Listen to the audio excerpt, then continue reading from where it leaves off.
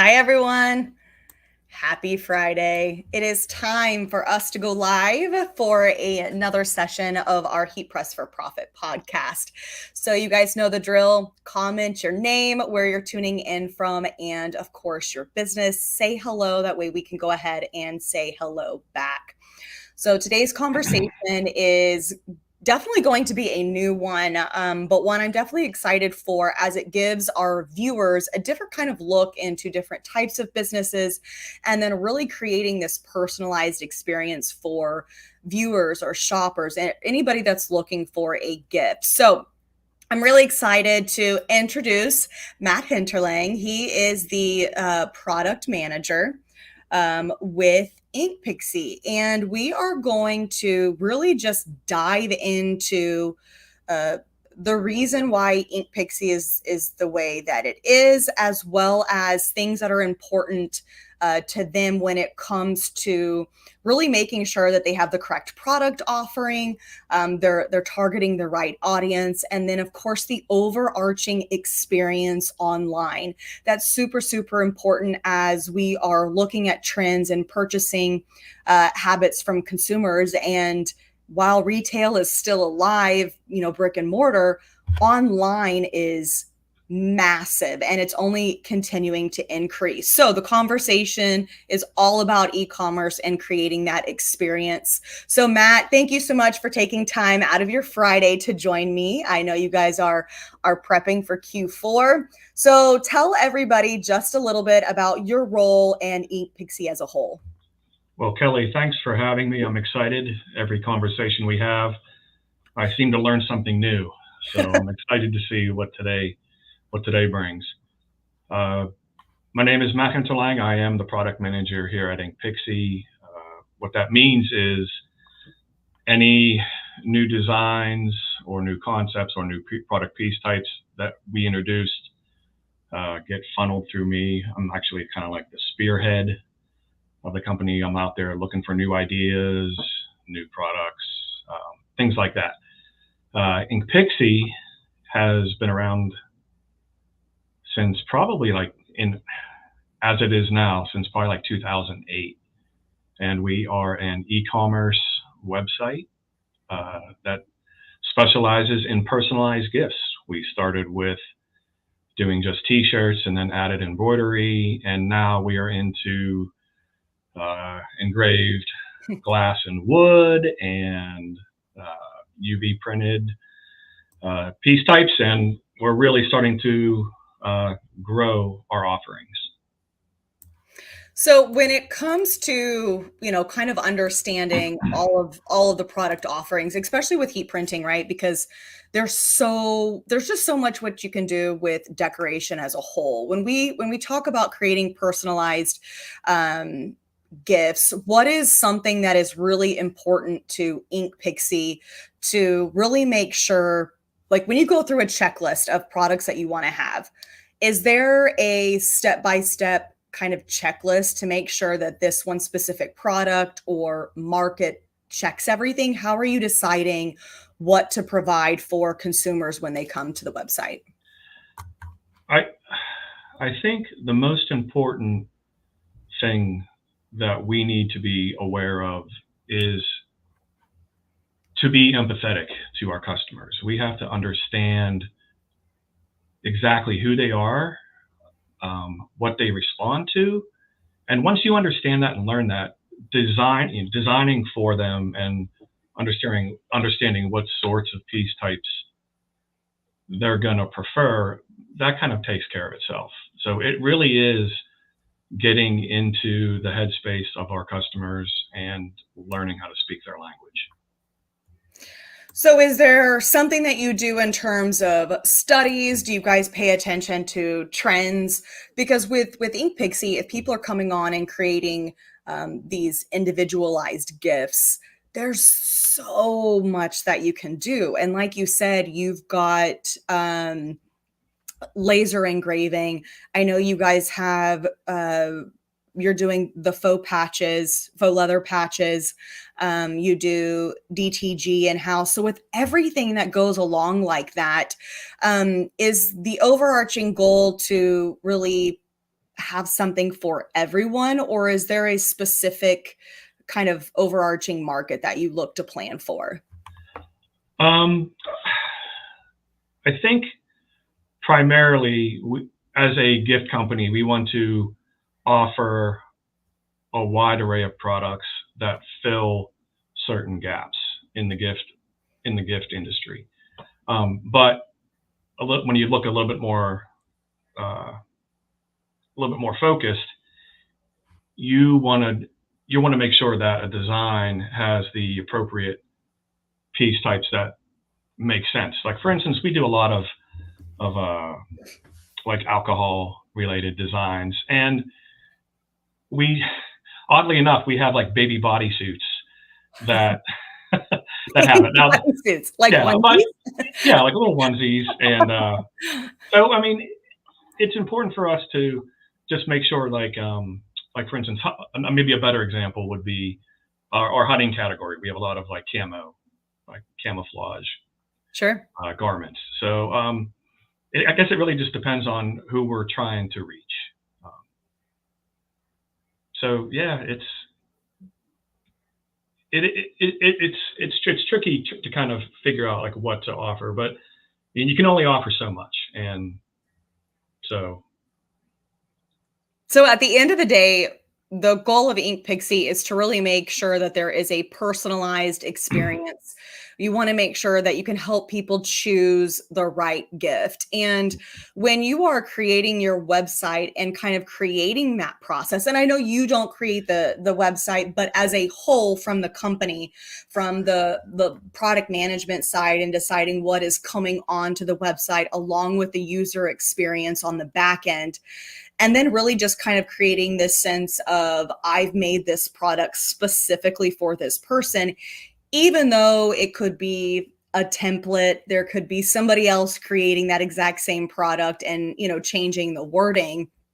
Um, when you are going through that personalized experience, what is something that's really important to make sure that you are offering on the website that, can cater to a variety of people? So you mentioned, in the, say, beer and wine industry and doing something funny with a baby bodysuit, which will forever be a baby bodysuit now, a onesie. And then you go into the camo world and the hunting, archery, more of like that outdoors type of feel. When somebody's purchasing on there, I'm sure no matter the demographic, no matter who you're buying for, they're all going to have this sense of, I did this, I made this, I created this for my person. So what are some of the key things that you guys do in terms of, product assortment? You look for those pieces that are missing in the industry or on other sites. That way you can fill, essentially kind of like that market gap on InkPixi. How do you determine what's missing? What are some trends that you pay attention to? How do you understand that you are empathizing and creating this really personalized experience? I think the most important aspect of being empathetic and really getting to know our customers is understanding that personalized gift giving is like an intimate process. Mhm. We're trying to help the giver of the gift uh, help the recipient make a personal statement. And when you're the gift giver, you might not necessarily understand exactly the aspects of the world of the recipient. It's going to Sure. get a little bit complicated, but Yeah. the primary objective of InkPixi is to make it simple for people to choose the perfect gift. And we need to our challenge is to understand the customers and ensuring our designs and our piece types and our overall experience matches the expectations of customers. And one of the things that we do really well is we understand the difference between customization and personalization. And customization really relies on the the gift giver to provide like context and artwork and execution. And that may work well for many in many instances, but it's it's easier to for customers to just go to a website and just type in a name. So what we do is we take all the guesswork out for the people buying the gift for people. Um, so yeah, it's there's a lot to it. There's a lot of complexity to make things simple, and Right. we've That been is, at it for a long time. I think that's the funniest thing though, is in order to create simplicity, there's a lot of complexity. I said, the word just like completely ran. At the beginning, like at the front end, there's just so much that you have to identify and work through in order to make it easier for your consumers. And when you are looking at really taking anything and everything that somebody could do for personalization or customization, which is a whole other element that I think is great to talk on, is really kind of just understanding the language of your people that are buying. And when it comes to the designs, the ideas, do you go through a research process or a test phase to see what might work out there? Is it with consumers? Is it internally? How do you guys go through that? That's a great question, and I know a lot of your listeners who are practicing designers might geek out over this, but I'm gonna mention a process that I use personally, and that's called design thinking. And it's like a 5-step process that can be tweaked depending on what industry you're in. But the 5-step process, it starts with empathy. It's learning the language. It's doing a deep dive into figuring out, okay, we have car enthusiasts. I need to put myself into their world. What do they respond to? What kind of products are out there that existing that seem to be popular with people? And then on top of that, how do we add that personalized element to it? And then once we kind of dig into that, the next thing that we do is we define it. We articulate what the context of the design is going to be, like what the theme is, or what the personal statement is going to be. That kind of gives what we're doing a little bit more legs. And then it makes it easier to complete the next step, which would be what we call ideate, where you go in and you do sketches and you do brainstorming sessions and you try to eliminate all the bad ideas early and quickly so that you can. Who's eliminating those? The group, like the art department. Okay. I manage like the art department and the product development department as a whole, and we talk to people, and if I know somebody who's like an avid hunter, I'll like take a screenshot of something I'm working on, be like, hey, is this cool? And they'll be like, no, that's stupid, and then it's back to the drawing board. But yeah, so eliminating those bad ideas is key, because the next part, the step 4 of the process, is to execute. And if you don't have like a good idea or a solid direction of where you're going, you're just wasting your time, creating things that aren't going to resonate with the customers or just don't make sense. And then you had mentioned testing. Ultimately, we get feedback.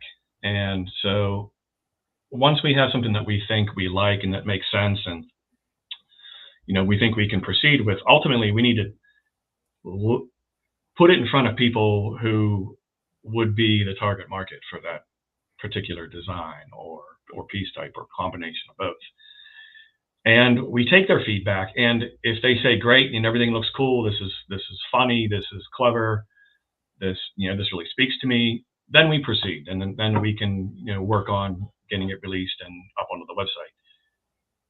if we hear some things that aren't necessarily good, then we have to just go back and to step 3 and ideate. So it's a little bit of a iterative process, but it really is a very effective way of forcing creativity, if that makes sense.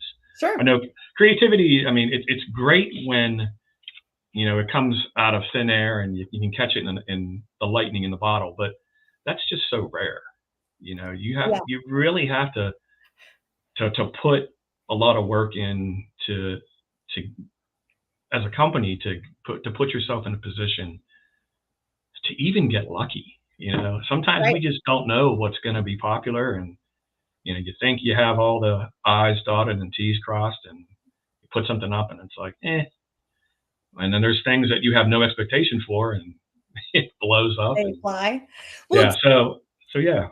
I'm sure. Do you find that some of the offerings or designs that you decide to create, or it's kind of like this, oh my gosh, we need to go and we need to go now because we need to have X design simply because of pulp culture, social events, anything that might happen? Do you find that, InkPixi as a whole is definitely affected by what's going on around and then the type of gifts, or do you find that it really is um not everybody wants the same thing that they're already seeing, maybe out in the world? Uh, from my personal perspective, I would love for InkPixi to be agile enough to respond quickly to pop culture. There's companies out there that do it really well. They're really fast, and when you see something, you'll hours later you'll see a T-shirt up. Yeah, it's crazy. I don't necessarily think our customers, as they are right now, I don't necessarily think that they're in too much into that. Now, that's not to say that we haven't tried, Sure. especially on like the nostalgic side of pop culture, where something has already been established, has been around for a long time, and people still respond to it. Bleeding edge pop culture, that's tricky.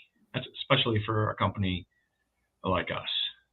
But I think that's important because sometimes when people are building a business or they're redefining their business, maybe even looking for other opportunities um, to fill dead spots in the year, and they lean on pop culture or creating something that is so heavily in the media or at stores, there is an urgency to capitalize on it because we know at some point it will fade away. So how much can you make at that, moment in time? Where I look at InkPixi as more of an overarching experience no matter the time of the year. It's not about kind of running with what's happening right now, or of course you want to try to do your best to forecast, especially as you are prepping to bring on new products.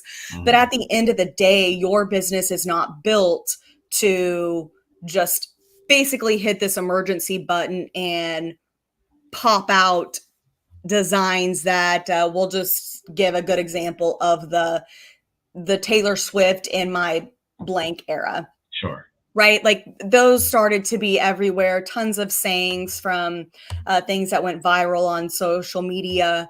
And yeah, it's great to have those options. That way you can still capitalize as well. But at the end of the day, InkPixi is a completely different business model than those that are doing those kind of like pop-up customized, or excuse me, not customized, personalized shops based on certain popular templates. This is really all about creating that sustainability of continuing to move forward each year versus just kind of in the moment. Right. Um, I would agree. I would agree entirely. I think the demographic that really responds quickly to pop culture is definitely a younger demographic, and those that same demographic also responds well to very trendy garments and piece types. And like you said, InkPixi is much more of like a legacy type of company. We don't we are more interested in allowing people to make personal statements about their hobbies, their interests, their um, their uh, their cultural pride, life events, Yeah. just making like dad joke humor. We're in it for the long haul. We've been around for a while. We don't want to fall victim to hoping something viral comes along and just have to capitalize on that. Sure. So, but yeah, it is still something that we always have our ear to the ground, and I always try to keep my finger on the pulse of pop culture to see if there's anything that we could use. And we have a few design examples that do stem from more modern, recent pop culture events. So, but yeah, in the grand scheme of things, we much more legacy, I suppose. But I think that's good, right? Because no matter what the business type you have or the model, whether you are driven on, current events and once it's done, or more of this, I'm going to call it a keepsake moment, to where it isn't necessarily all about the design, isn't about current events. It's really about hitting that internal feeling of, okay, I get this connection with this dad joke or this life event, or we're baking cookies at grandma's house and every kid, every grandchild is going to be there. Like, those are the moments that people are coming to InkPixi and really kind of holding on to creating that experience, to create the personalized gift. Of course, you can have customers from, anywhere and everywhere, but if you are a listener or you're viewing this live, I think it's really important to understand that, with InkPixi being around for 15 plus years, they have found a model, they have found an experience, they understand their customers. And while they want to have something for everybody, their goal is to also identify what's missing, what is needed, what could potentially be coming, and how can we really build this connection with our consumers. They are all about creating an easy experience where, for those of you that maybe run on pop culture or run on, I'm going to create this, you can have the ability to change a line or two. That's great as well. It's just understanding and really identifying who you're going after.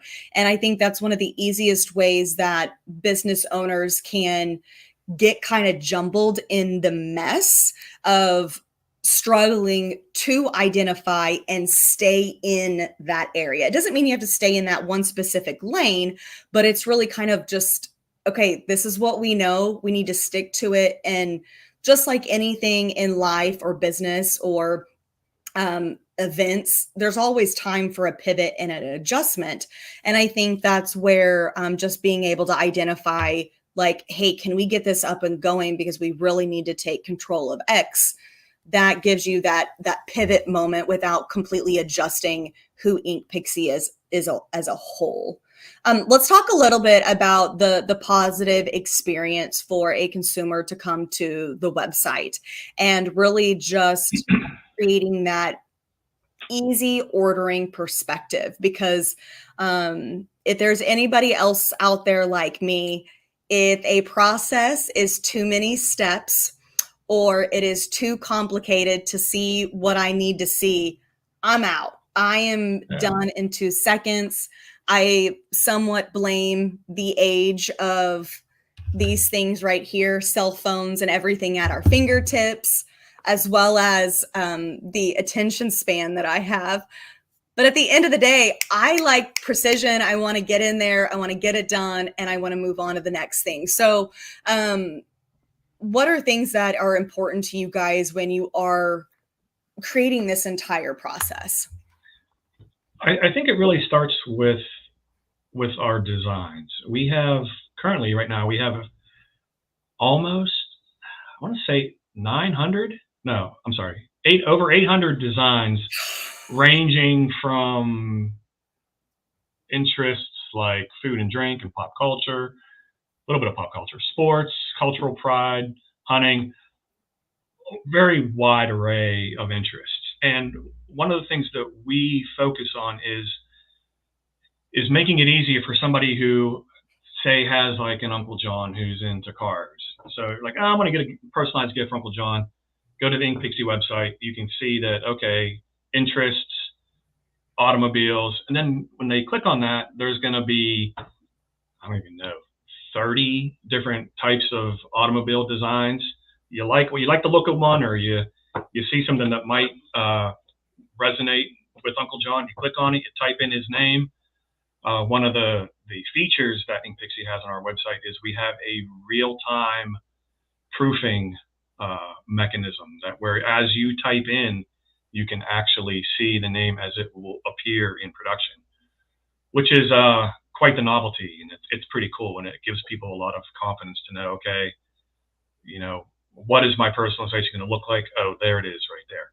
So that adds to the ease of the experience. And like you said, if something's difficult, you're out of there. So having that ease of ordering is important. Intuitive website navigation to products and themes is important. And honestly, one of the things that we pride ourselves on the most is the fact that our customer service team is actually in-house here. And you're not going to be talking to a chatbot. If you have a problem or a question, you can call in and you're going to get your question answered. You're going to get your problem resolved. And that adds a lot, especially nowadays, in e-commerce, that adds a lot of customer confidence. It's huge. And it is. And we treat that with the utmost regard. And it seems like our customers appreciate it. If you look at our Google reviews, that's one of the things that's constantly being mentioned, that the process was easy, the customer service was great. So if you're looking to get into the e-commerce space, treat your customers with the utmost respect and priority, because in this day and age, it only takes us a couple bad reviews to make your life a little bit more difficult. So yeah, treat those customers the way that you would want to be treated. That's the best advice that I can give for that. When it comes to customer service and the talk of automation and AI and really kind of having this, bot customer service, more and more businesses have gone to a bot, and then it's kind of like a 10-step process in order to talk to somebody with and share if you want or not, but is that something that InkPixi is really holding on to, is the one-on-one, that personalized, you're going to get somebody on the phone? Or is there consideration of going to, incorporating some type of bot or AI or support? How do you guys hold on to that customer facing aspect when the world around us is changing to automation? That's not a decision that I would necessarily have to make, thank goodness. But I can tell you just from the ownership, on down to cascading down to all the other departments, there is a sense of, I don't want to say relief, but just security, knowing that, okay, the AI bot isn't going to misinterpret somebody's question, or Sure. There is something to be said about human to human interaction. And maybe at someday, I don't know, AI seems to kind of have taken off, and it seems Yeah. to kind of have, maybe, I don't want to say hit a plateau, but it's getting better and better. But right, to me, still in this day and age, there's just something to be said about the security of person-to-person interaction. So I don't think it's going to go anywhere. especially at InkPixi. It's just our customers are just too important to us to let a robot have jurisdiction over their experience. Their entire start of the conversation. And just, yeah, I agree very much with you that I do think there is something extremely important about the human to human. And I understand we've talked about efficiency, we've talked about experience, we've talked about making sure that you have that overall right thing, right? And that thing can encompass products, the way the website functions, the experience to ordering, the aftermath, the questions, all of that is accompanied in that. And I think having that human to human is another added value and element that makes, going back to the original idea of creating this personalized experience, knowing that you have somebody on the other line, right? I'm going to always say other line like it's a landline type of phone connected to the wall. But just having that kind of ability and staying true to that works for you, that's important to your business. So hold on to it. Find other ways to increase your efficiency without having to sacrifice something that is a backbone, say, to what makes your business your business. I know in the world of efficiency, print on demand, get it, I need it now, I want it now, I need it in 24 hours. What is something that, you can do to speed up the process? And with how, print on demand is your bread and butter, that's definitely what you're doing. How do you see the future of gift giving, personalized gifts on demand kind of going, see, even over the next 5 years with all of the research, all of the product and development that you look into?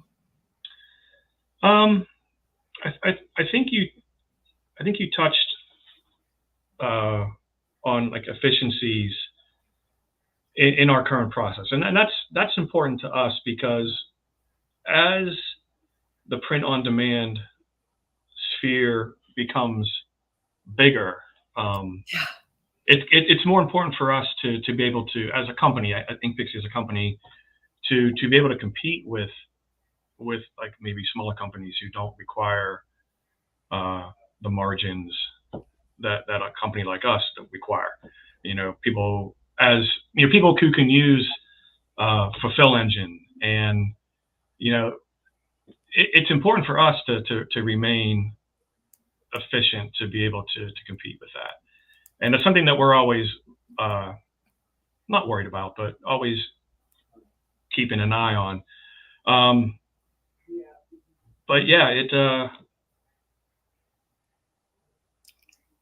I trick you? Did I make you think? Yeah, you did. I think there's always a world of evolving products. There's always a world of evolving efficiencies. For, say, Fulfill Engine, it's really all about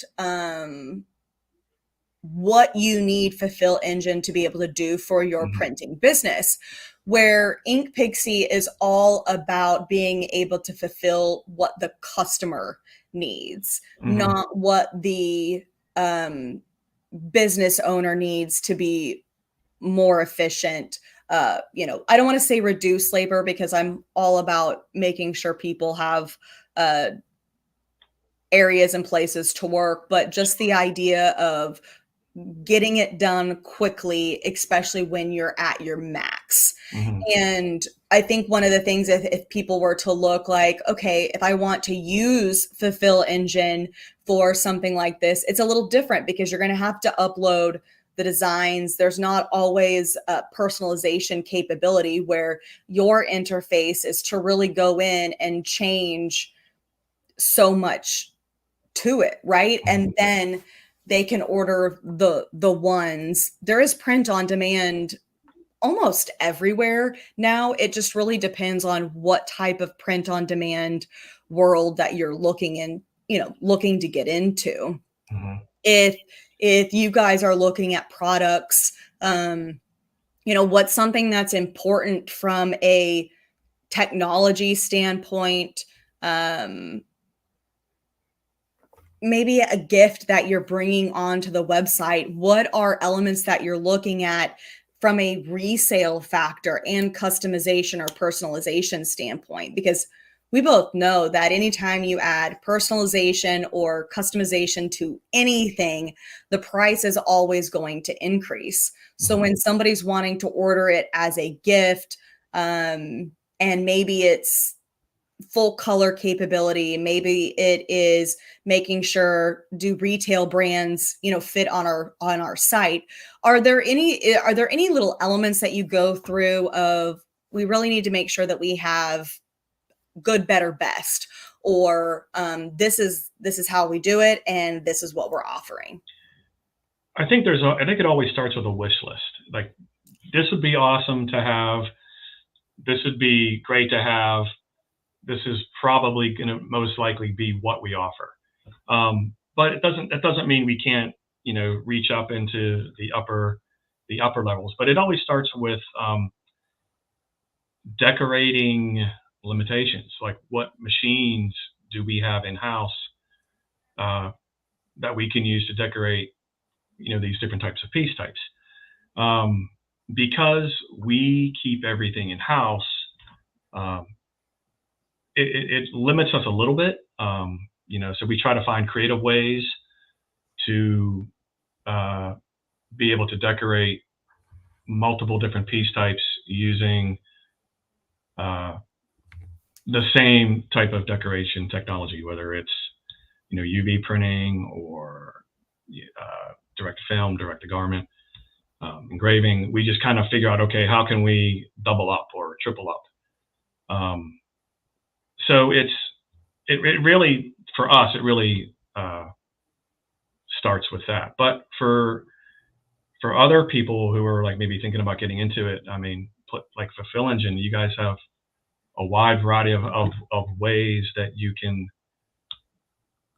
decorate, and you don't have to spend a fortune on equipment to do it. You get in a way, smaller operations have it a little bit easier nowadays. Sure. Because they have that flexibility of using like a Fulfill Engine. Yep.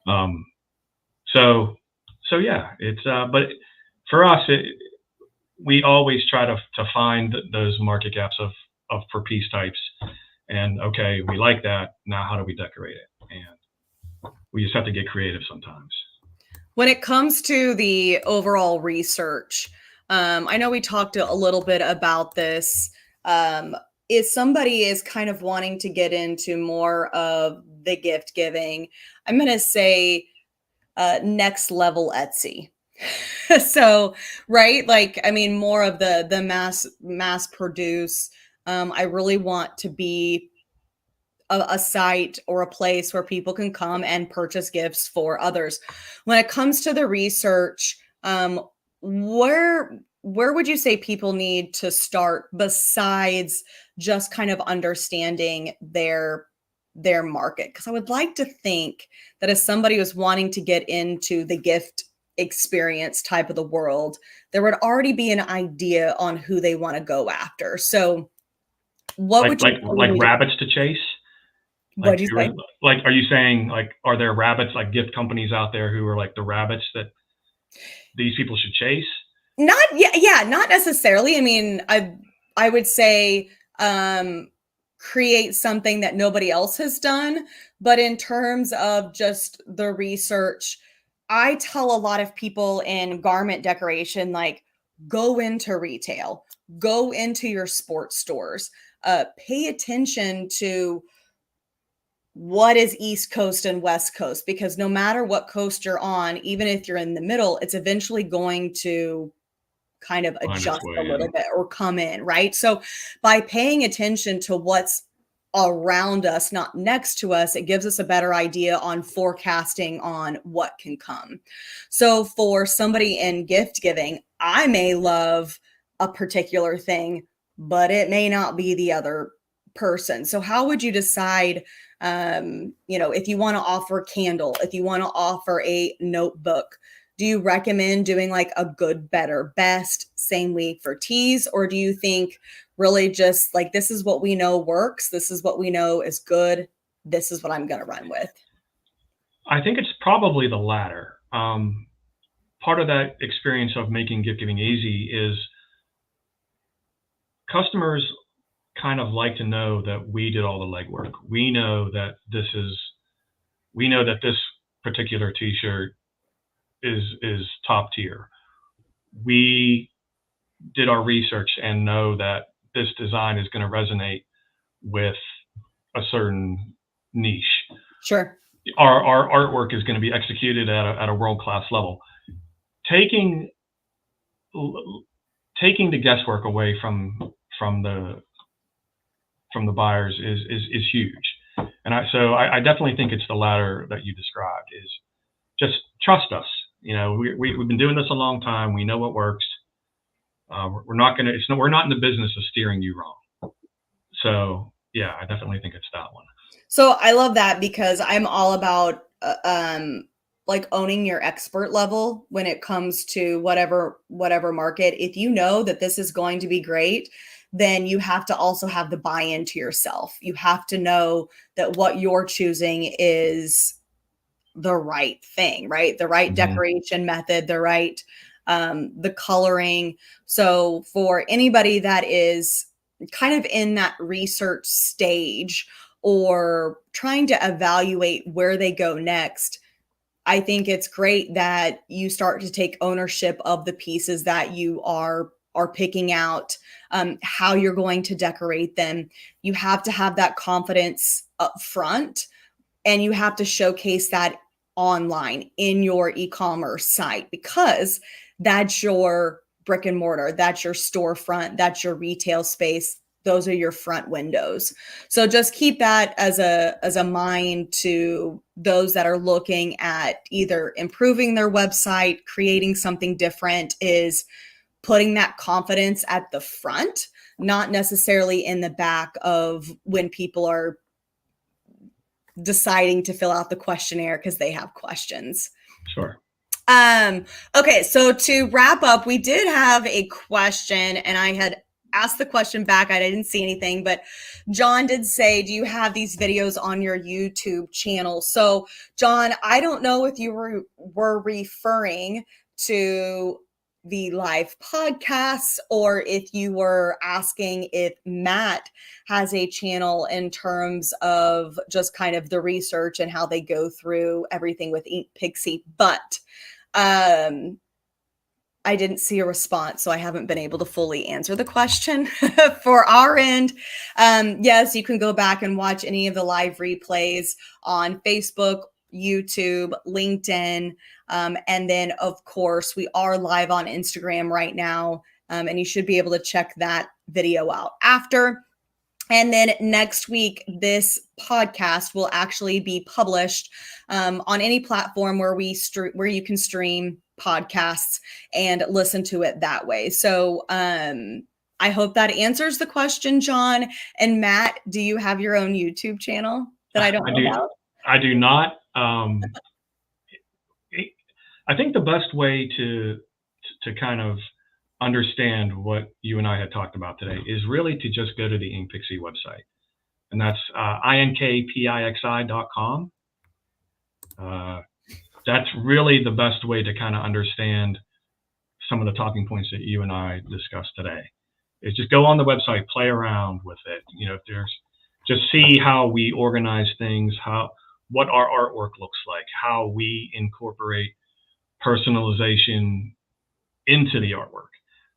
You had mentioned about being confident in your upfront, and I'm certainly biased, but I feel like InkPixi does some of the best job at integrating personalization within the artwork. I think we do it better than most people, if not all people.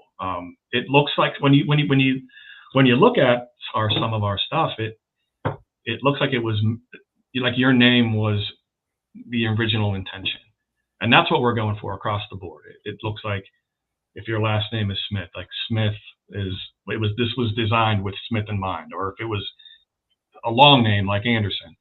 It looks like it was designed with Anderson in mind. So that going to our website is really going to help you understand some of the tenets of what we do and how we put customer experience on the forefront.